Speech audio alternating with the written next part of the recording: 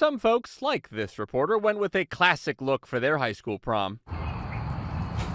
And then there are the more than 8,000 students who have constructed prom dresses and tuxedos almost entirely out of duct tape for Duck Brand's annual Stuck at Prom scholarship contest. I just weighed mine today.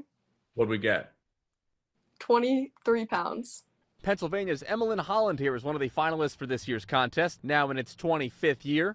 With a top prize of $15,000, Emmeline went all out with constructing this wireframe underneath, even having to whip out her graphing calculator from class to figure out the dimensions. School math was helpful? Yeah. Wow.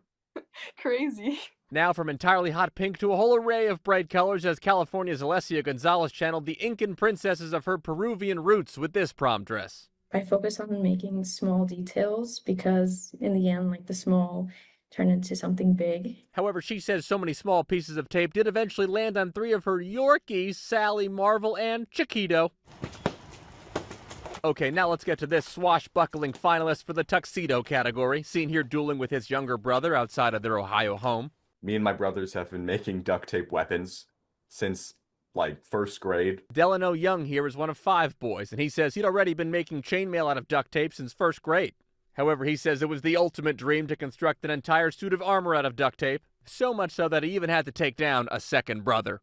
My family did help me quite a bit. For the record, though, none of these very talented designers actually wore these outfits to prom, which may be for the best. But I did speak with Daniel Lyman of Portland, Oregon, who told me what it was like to wear his duct tape tuxedo to prom when he entered the contest in 2002.